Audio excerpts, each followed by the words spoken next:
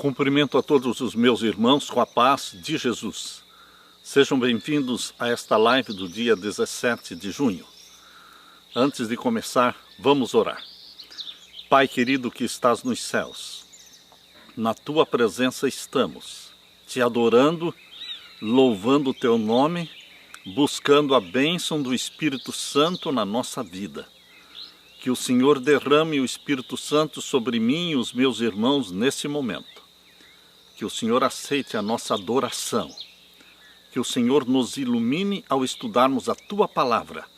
Abençoa o Teu povo, responde os anseios e as preces do Teu povo. Pois é em nome de Jesus que pedimos. Amém, Senhor. Meu querido irmão, aqui estamos para mais uma live nesta manhã de sábado. Um feliz sábado para todos vocês. Hoje nós vamos falar sobre as palavras de Jesus. Vós sois o sal da terra. Vós sois a luz do mundo. Abra sua Bíblia. Em Mateus capítulo 5, vamos ler Mateus capítulo 5 e os versos 13 até o verso 16. Mateus capítulo 5 e os versos 13 até o verso 16. Leia comigo. Vós sois o sal da terra, disse Jesus. E se o sal for insípido, com que se há de salgar? Para nada mais presta senão para ser lançado fora e ser pisado pelos homens. Vós sois a luz do mundo. Não se pode esconder uma cidade edificada sobre um monte, nem se acende a candeia e se coloca debaixo do alqueire, mas no velador, e dá luz a todos que estão na casa. Assim resplandeça a vossa luz diante dos homens, para que vejam as vossas boas obras e glorifiquem ao vosso Pai que está nos céus. Que palavras profundas e lindas proferidas pela boca de Jesus. Jesus está falando nesta manhã diretamente com você, meu querido irmão, minha querida irmã. É uma mensagem dirigida a você e a mim. Jesus está dizendo, você precisa fazer diferença no mundo. Você precisa mudar o ambiente. Você tem que ser sal, temperar o meio em que você vive. O sal faz a diferença quando misturado com o alimento. Nós cristãos precisamos fazer a diferença onde vivemos, na casa onde vivemos, na escola onde estudamos, na universidade, no trabalho, no país. Queridos, se nós não fizermos diferença atraindo pessoas para Jesus, então de nada vale o nosso cristianismo. O nosso Cristo é um Cristo vivo e que vive para todo sempre. Foi morto, mas reviveu e vive para todo sempre. E ele é vivo porque vive na vida dos seus seguidores. Jesus é vivo porque vive na minha vida e na sua vida. Você é o sal da terra, você é a luz do mundo, não dá para esconder a luz. Como é que você vai viver num lugar e as pessoas não vão descobrir quem é você? Rapidinho as pessoas descobrem quem é você, porque você dá testemunho, você obedece os mandamentos de Deus.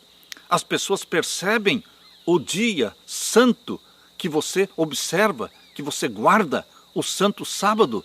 É impossível esconder isso. As pessoas percebem como você se veste, as pessoas percebem como você come, como você bebe. Queridos, é impossível esconder a luz. Esse texto de Jesus está em plena harmonia com as outras palavras de Jesus também em Mateus capítulo 28, abra sua Bíblia, em Mateus capítulo 28 e os versos 19 e 20. Leia comigo. Portanto, ide, ensinai todas as nações, batizando-as em nome do Pai e do Filho e do Espírito Santo, ensinando-as a guardar todas as coisas que eu vos tenho mandado, e eis que eu estou convosco todos os dias, até a consumação dos séculos. Amém. Queridos, quando Jesus disse, vós sois o sal, vós sois a luz do mundo, ele estava falando que nós temos que ir, Ir não é ficar fechado dentro de casa, não é ficar fechado dentro do saleiro que é a nossa igreja. Muitos querem prestar culto a Deus e querem viver o cristianismo fechados dentro do saleiro, o saleiro da igreja. Não, a ordem de Jesus é que você se misture com o povo, misture com as multidões, que você vá a todas as nações, línguas e povos. Ide, disse Jesus, ensinai todas as nações, batizando-as em nome do Pai, do Filho e do Espírito Santo, ensinando-as a guardar todas as coisas que eu vos tenho mandado. Aqui está a ordem de Jesus. Queridos, Mateus capítulo 5, verso 13 a 16. Perde totalmente o sentido se formos levar em conta este ecumenismo romano, este ecumenismo papal proposto pelo Papa Francisco atualmente. O ecumenismo que está sendo proposto destrói a evangelização, destrói e proíbe o proselitismo. Esse ecumenismo atual proposto não converte as almas, permite que elas continuem adorando os seus deuses. Aqueles que são do hinduísmo continuam adorando seus 300 mil deuses. Aqueles que são do budismo continuam adorando Buda. Aqueles que são do islamismo continuam adorando Alá. Queridos, esse ecumenismo destrói a evangelização. Jesus disse, ide, ensinem todas as nações, batizem todas as pessoas, ensinem as pessoas a guardarem todas as coisas que eu tenho mandado. O padrão é Jesus Cristo. O modelo a ser copiado não é Buda, não é Maomé, não são os deuses do hinduísmo. O modelo a ser copiado é Jesus. É ele que pousa para ser reproduzido. É ele que pousa para ser admirado, assimilado e reproduzido na sua vida. Queridos, Jesus Cristo quer que o mundo se torne cristão. Deus nos deu esta missão, nos incumbiu desta missão, de ir, de ser o sal, de ser a luz do mundo. Mas o ecumenismo papal destrói a evangelização em nome da unidade, em nome da fraternidade. Perdeu-se o propósito de evangelizar o mundo. Cada um, diz a proposta papal, permanece onde está, com a sua própria religião, com os seus próprios costumes, mas a religião fundada por Jesus Cristo não veio para ser mais uma religião no mundo. Nas palavras de Jesus, a religião de nosso Senhor Jesus veio para ser sal, para ser luz do mundo. Sabem, queridos, o cristianismo está em ruínas no mundo, está perdendo terreno, exatamente porque perderam a visão de evangelizar. Quem não evangeliza fica estagnado, quer viver no anonimato. Você, cristão, quer viver no anonimato? Você quer viver como todos vivem? A Europa está sendo islamizada, está sendo convertida ao Islã, ao islamismo. O fotógrafo Roman Rolbroek, 30 anos, natural da Holanda, está divulgando uma série de imagens das antigas igrejas cristãs que hoje estão em ruínas na Europa. Ele explica que foi ficando intrigado ao ver em toda a Europa tantos prédios, tantas igrejas cristãs abandonadas, prédios vazios, se deteriorando, igrejas católicas, igrejas evangélicas que fecharam as portas por falta de membros. Assim está a situação do cristianismo. Por quê? Faltou evangelização, faltou a paixão pelas almas, faltou esta busca, aquele anseio que João Knox tinha no coração quando ele orava dizendo, Senhor, dá-me a Escócia, senão eu morro. Esta paixão, este zelo por converter almas, atraí-las para Jesus, isto está desaparecendo. E o ecumenismo proposto pelo Vaticano é um ecumenismo que destrói a evangelização, proíbe o proselitismo. O ecumenismo, com base somente na fraternidade, na unidade, não nos leva a lugar nenhum. É muito boa a unidade, a fraternidade, mas tem que ser em cima da verdade. Porque o cristão é fiel quando ele cumpre com a ordem de Jesus. Ide a todo mundo, ensinem todas as nações, batizem todas as nações. O cristão não pode ser descaracterizado e viver como se todas as religiões do mundo estivessem certas.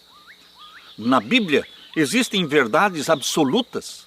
Uma destas verdades foi pronunciada pelo próprio Jesus. Em João capítulo 14, verso 6, Jesus disse em João 14, 6, eu sou o caminho, a verdade e a vida. Ninguém vem ao Pai senão por mim. Esta é uma verdade absoluta. Não é Maomé, não é Buda, não são os deuses do hinduísmo. Queridos, Jesus disse, eu sou a verdade, eu sou o caminho. Ninguém vai ao Pai, ninguém vai ao céu, ninguém vai subir para o céu, senão através de Jesus Cristo. Essa é uma verdade absoluta que tem que ser pregada. Outra verdade absoluta que a Bíblia nos ensina, você pode ler também na primeira carta de João. A primeira carta de João, capítulo 2, e os versos 3 e 4. Leia comigo. E nisto sabemos que o conhecemos. Nós sabemos que conhecemos a Deus como? Qual é a prova dos 9, não é? Qual é a prova de que você realmente conhece a Deus? E nisto sabemos que o conhecemos, se guardarmos os seus mandamentos. Uma verdade absoluta. Não seremos fiéis cristãos se não guardarmos os mandamentos de Deus. Não são as tradições humanas. Não são os mandamentos do catecismo romano. São os mandamentos de Deus, os 10 mandamentos, escritos pelo dedo de Deus em 2 tábuas de pedra, colocadas dentro da arca do concerto. O Espírito Santo escreve na sua mente, no seu coração, estes santos mandamentos de Deus. Portanto, você e eu precisamos crer e pregar que salvação só existe em Jesus Cristo. Ele não é um líder, fundador de uma religião. Não, ele é o Salvador do mundo. Só existe ele. Eu sou o caminho, disse Jesus. E a prova de que nós amamos a Jesus é que nós guardamos os mandamentos de Deus. E aqui diz na primeira carta de João, capítulo 2, verso 4. Aquele que diz, eu o conheço e não guarda os seus mandamentos, é mentiroso e nele não está a verdade. Cristianismo é seguir a Jesus. Cristianismo é viver em obediência aos mandamentos de Jesus. Cristianismo é se espelhar em Jesus, reproduzir a vida de Jesus. Seus hábitos, seus traços de caráter, eles precisam ser reproduzidos em você e em mim. Por isso diz 1 João capítulo 2, verso 6, aquele que diz que está em Cristo, também deve andar como ele andou. Não é andar como Maomé andava, não é andar como Buda andava, é andar e viver como Jesus viveu. O padrão é Jesus, meu querido irmão. Por isso, esse ecumenismo que deixa as pessoas na sua própria religião, adorando seus próprios deuses de carne, deuses de barro, meu querido irmão, isto não leva para o céu. Jesus Cristo quer que você seja sal, seja luz do mundo. Jesus Cristo quer que você tenha paixão e tenha obsessão pela ordem que ele deu. Ide, ensinem, batizem e ensinem todas as coisas que eu tenho mandado. Jesus Cristo está dando esta ordem para você.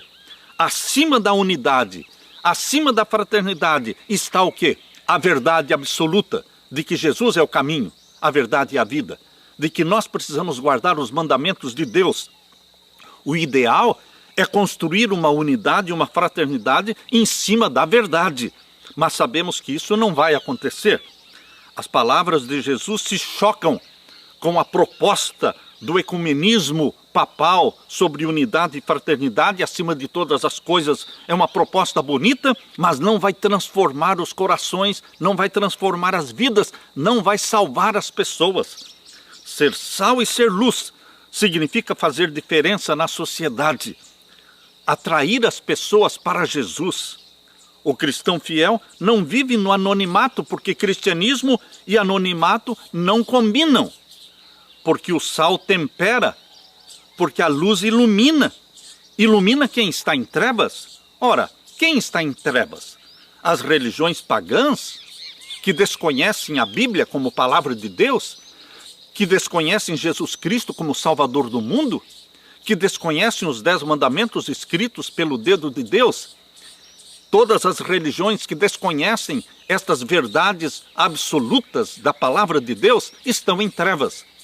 E nós precisamos ser luz, brilhando nas trevas, atraindo as pessoas para Jesus Cristo. Na antiguidade, o sal era muito precioso e na Itália o operário era pago com sal. Daí vem a palavra salário. O sal só tem valor fora do saleiro. O sal tem que sair do saleiro e misturar-se com o alimento. Sair do saleiro e se misturar com as pessoas, com os povos, com as nações. Isto é cumprir com a ordem de Jesus de Mateus 28:19. Ide, ensinem, batizem. O saleiro dos cristãos é a igreja. E a nossa missão é o mundo inteiro, principalmente os países onde prevalece hinduísmo, budismo, islamismo. O sal faz uma grande diferença fora do saleiro. E o cristão faz uma grande diferença quando está na rua, quando está no trabalho, quando está em casa, nas escolas, nas universidades. Deus muitas vezes sacode o saleiro, permitindo as perseguições, nos tirando da zona do conforto. A história da igreja cristã mostra que, de quando em quando, Deus sacode o saleiro. As constantes perseguições no primeiro século forçou os cristãos a fugirem de Jerusalém e se espalharem pelo mundo. No início da igreja adventista do sétimo dia, lá em Battle Creek, em Michigan, Estados Unidos, ali virou um saleiro. Todos os adventistas corriam para lá, queriam morar em Battle Creek, em Michigan. Mas Deus sacudiu o saleiro, porque ali em Battle Creek, ali estava o Hospital Adventista, ali estava a Escola Adventista, ali estava a Conferência Geral dos Adventistas, ali estava a Casa Publicadora Adventista, tudo estava ali. E eles estavam numa zona de conforto. Deus mostrou diversas vezes que o plano dele era que o povo se espalhasse, saísse dali. E diante da insistência de permanecer em Battle Creek, Deus começou a agir permitindo que o fogo queimasse as principais instituições adventistas ali em Battle Creek. Primeiramente, queimou o prédio da Casa Editora, da Casa Publicadora Adventista, e queimou também o prédio da Conferência Geral ali. Depois, Deus permitiu um fogo que queimou o Hospital Adventista. E depois outro fogo que queimou o grande tabernáculo, uma grande igreja que tinha capacidade para 2.000 pessoas assentadas. Queimou tudo. Será que Deus precisa repetir a sacudidura? Será que Deus precisa sacudir o saleiro, fazer com que os membros saiam de dentro das suas igrejas? Não no sentido de sair, de apostatar. Não no sentido de sair para formar outra igreja, não. Sair para evangelizar. As pessoas gostam de morar em comunidades adventistas. Ao redor dos grandes colégios adventistas, ao redor destes grandes internatos com milhares de alunos, forma-se uma comunidade enorme de adventistas, com milhares de membros da igreja, com centenas de pastores, todos dentro do saleiro. Deus quer que você saia do saleiro e misture-se com o povo, com as nações, indo para cidades onde não existe a presença adventista. Queridos, eu conheci a história de 2 Martinhos, o Martinho Lutero e o Martinho de Basileia. Martinho Lutero e Martinho de Basileia viveram na mesma época. Conta-se que Martinho de Basileia era um destes cristãos que queria viver no anonimato, dentro do saleiro, enquanto que Martinho Lutero estava sacudindo a Europa com a reforma protestante. Martinho de Basileia foi acusado de ser protestante e foi lançado na prisão. Ao comparecer perante os juízes, eles não acharam suficiente prova para condená-lo, para conservá-lo na prisão, e então o libertaram. Dizem que Martinho de Basileia escrevia os seus testemunhos em pequenos pedaços de papéis, e ele colocava estes pedaços de papéis nos buracos da parede de tijolos, parede de pedra. Ele colocava ali estes papéis com o seu testemunho. Que diferença! Queridos, Martinho Lutero agiu diferente. Ele não escondia em pedaços de papéis o seu testemunho. Ele escreveu as 95 teses, ele pregou as 95 teses na porta da igreja de Wittenberg, na Alemanha. Aí está a diferença entre Martinho de Basileia e Martinho Lutero. Martinho de Basileia se tornou um grande desconhecido. Martinho Lutero se tornou o leão da reforma protestante. Nós fomos colocados por Deus no mundo para testemunhar, para ser sal, para ser luz do mundo. Nicolau Copérnico preferiu que somente depois da sua morte fosse publicado o seu livro revolucionário para a época, no qual ele propunha que o Sol estava no centro do nosso sistema planetário e que era a Terra que girava em torno do Sol, e não o contrário, como todos assim criam naquela época. Por que Nicolau Copérnico agiu desta forma? Ele tinha medo da Inquisição papal. Se ele falasse algo contrário ao que o Papa estava falando, ele poderia ser morto. Mas Galileu agiu diferente de Nicolau Copérnico. Galileu, colocando em risco a sua própria cabeça, defendeu a ideia de que a Terra girava em torno do Sol. E por isso ele foi condenado pela Inquisição Romana. Queridos, por que nós estamos contando essas experiências? De nada adianta se guardarmos nossa fé em Jesus Cristo só para nós mesmos. De nada adianta escondermos a luz. De nada adianta conservar o sal dentro do saleiro. Seremos de nenhuma utilidade dentro da igreja. Os que são cristãos só dentro da igreja em breve deixarão de frequentar a igreja. As demais religiões do mundo e os ateus estão a observar os cristãos, tentando descobrir quais são as vantagens do cristianismo. Quais as vantagens do cristianismo sobre o hinduísmo, ou sobre o budismo, ou sobre o islamismo? Por que ser adventista do sétimo dia? Qual é a vantagem de ser adventista do sétimo dia? O que significa isso? Malcolm Muggeridge, um jornalista inglês que se converteu a Jesus, ele escreveu dizendo: o cristianismo não é uma visão estatística da vida. Não, querido.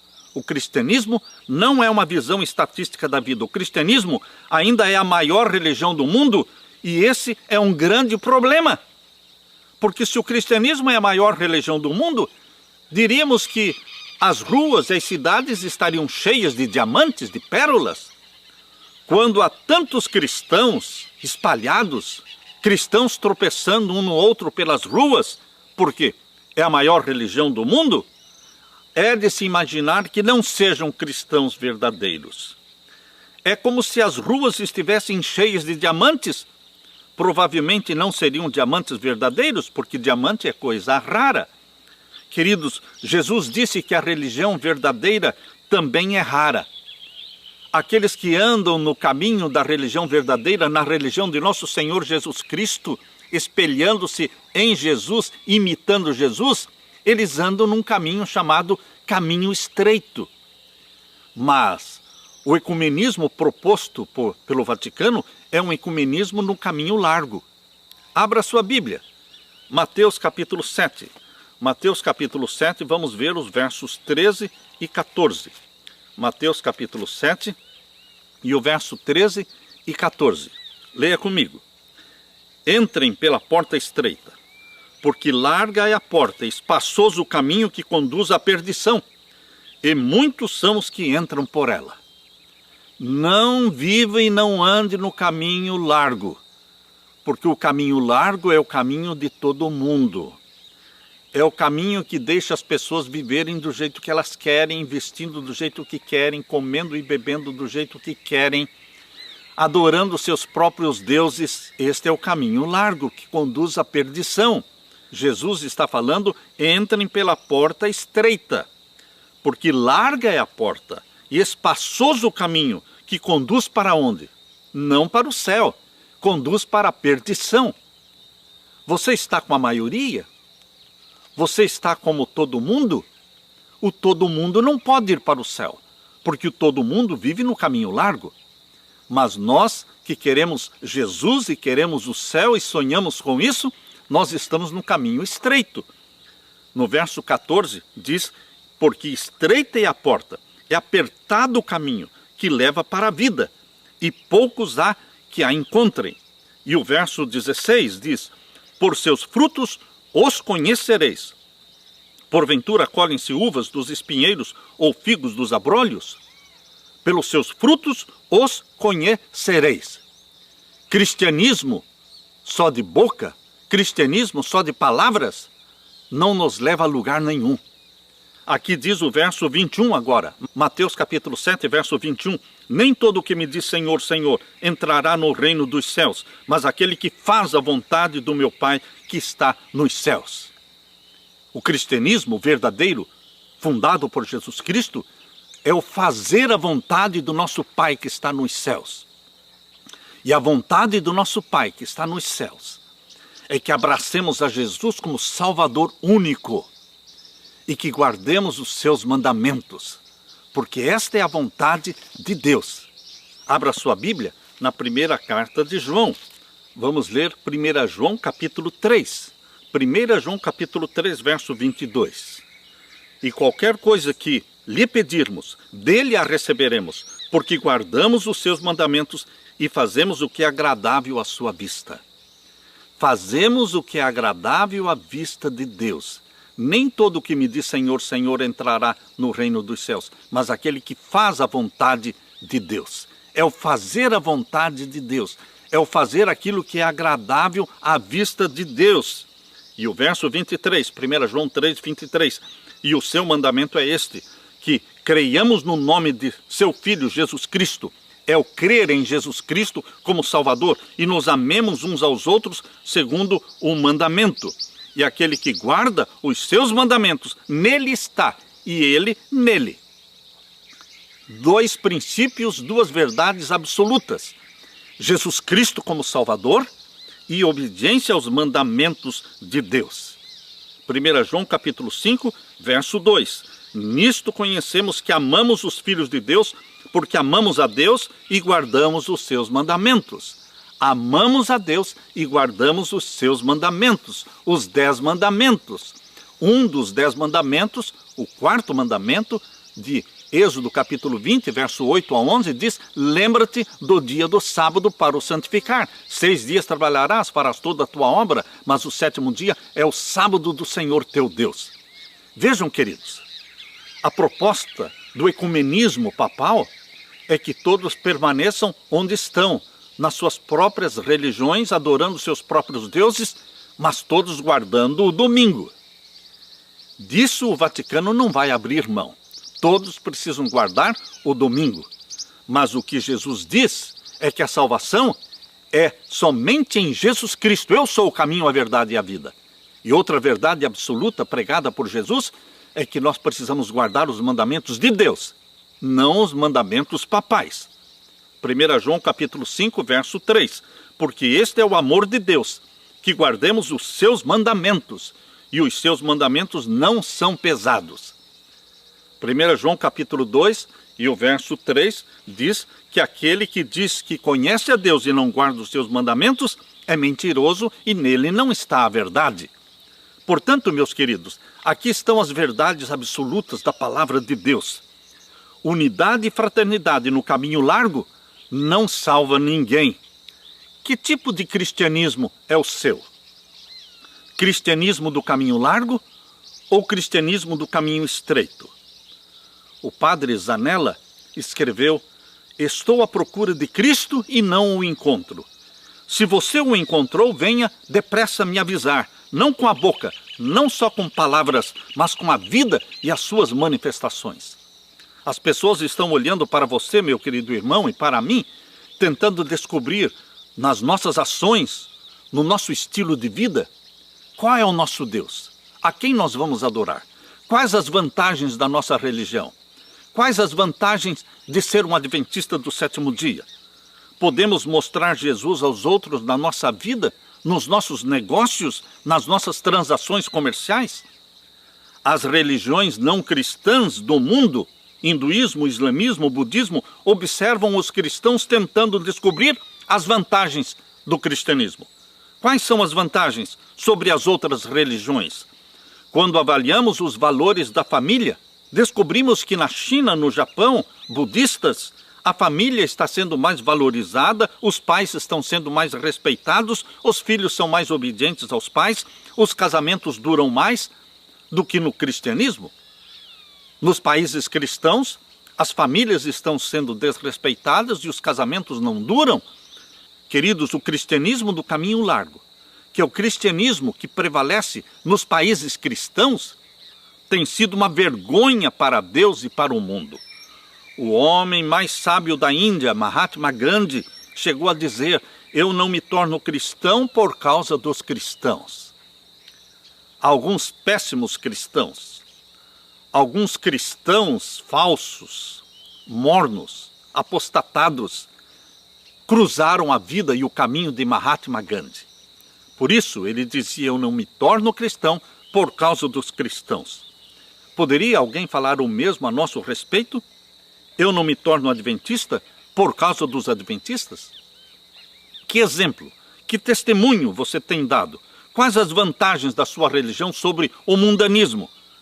Se nós frequentarmos os mesmos restaurantes, se nós comermos nas mesmas lanchonetes, se nós bebermos o mesmo café, a mesma Coca-Cola, comermos os mesmos hambúrgueres, se assistirmos os mesmos filmes de Hollywood e assistirmos às mesmas novelas, se nos vestimos de roupas iguais a todo mundo e frequentamos os mesmos cinemas, se imitamos o mundo em termos de sexualidade, de liberdade sexual, como vamos atrair as pessoas para Jesus? Você foi chamado por Deus para ser sal, para ser luz do mundo. Como podemos evangelizar e atrair para Jesus se estamos perdendo as características de um povo escolhido e de uma nação santa? Deus quer santidade na sua vida. A segunda carta de Pedro, capítulo 2, verso 9, Jesus diz assim: mas vós sois a geração eleita. Você é uma geração eleita, sacerdócio real, nação santa, povo adquirido, para que anunciem as virtudes daquele que vos chamou das trevas para a sua maravilhosa luz.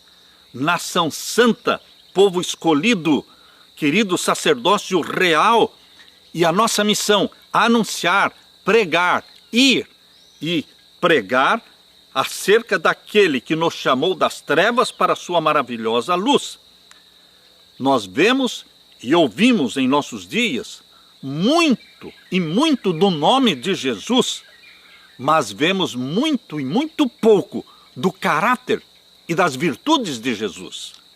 Um jovem pintor que estudava sob a direção de um grande mestre chegou um dia no estúdio e disse para o seu professor: hoje eu quero pintar com o seu pincel. Depois de algumas horas pintando com o pincel do mestre, ele voltou e devolveu o pincel e disse: eu não pinto melhor com o seu pincel do que com o meu. Um servo que estava ali limpando o estúdio ouviu este jovem aluno e, em particular, falou com este jovem aprendiz: não é do pincel do mestre que você precisa do talento do mestre. Ó, meu querido irmão, minha querida irmã, nós não precisamos somente do nome de Jesus, porque todo mundo se diz cristão. Nós precisamos do talento de Jesus, de todos os traços de caráter de Jesus. Nós queremos o fruto do Espírito Santo implantado em nós. São mais de 2 bilhões de cristãos no mundo, todos usando e ostentando o nome de Jesus.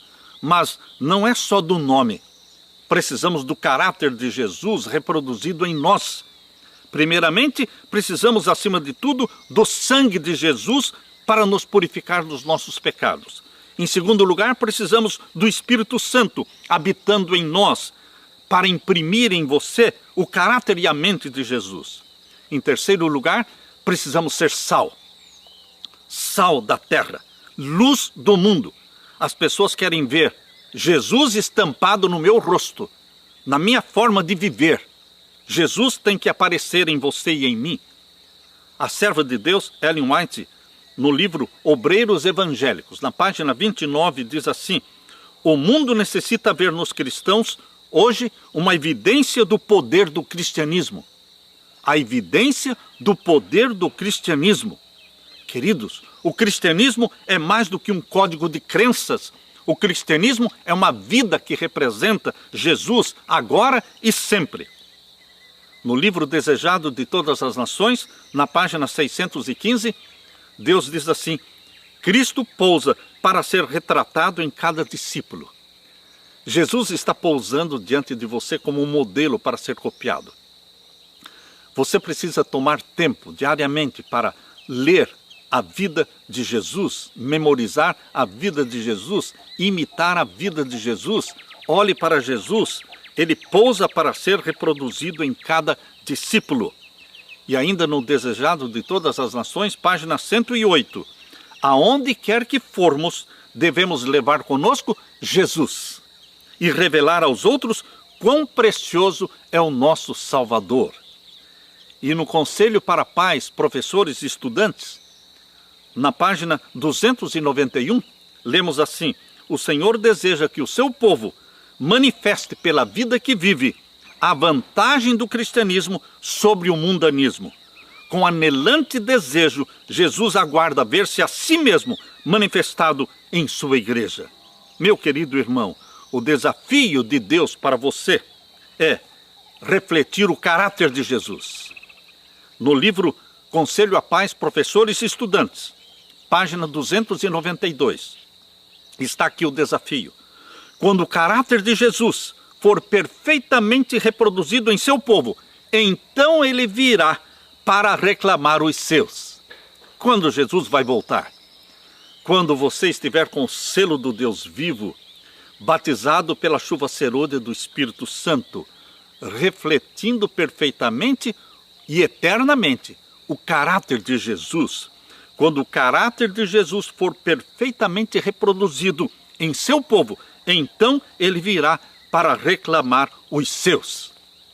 E no livro Ciência do Bom Viver, página 143, eis aqui o outro desafio. O mundo necessita atualmente daquilo que tem sido necessário há 1900 anos, a revelação de Jesus. Está você disposto, ansioso por revelar Jesus aos outros? Você é o sal da terra. Você é a luz do mundo. Que Deus derrame sobre você o Espírito Santo, meu querido irmão, minha querida irmã. E que Deus nos ajude a refletir Jesus, revelar Jesus. Deixe-me orar com você. Pai querido que estás nos céus, nós somos de Jesus. Nós cremos que Jesus Cristo precisa ser refletido, reproduzido na vida de cada um de nós. Derrama sobre mim e os meus irmãos o Espírito Santo neste momento. Imprime na nossa mente a mente de Jesus. E que possamos revelar Jesus dentro da nossa casa, na rua, no trabalho, na escola, na universidade, e que cumpramos com a tua missão. Ide e ensinai e batizai. E que o Senhor Jesus esteja conosco através do Espírito Santo todos os dias, até a consumação dos séculos, até a tua volta gloriosa, poderosa para nos buscar. Volte logo, querido Jesus, em teu nome que pedimos. Amém. Amém. Fique com a graça e com a paz de Jesus. Amém.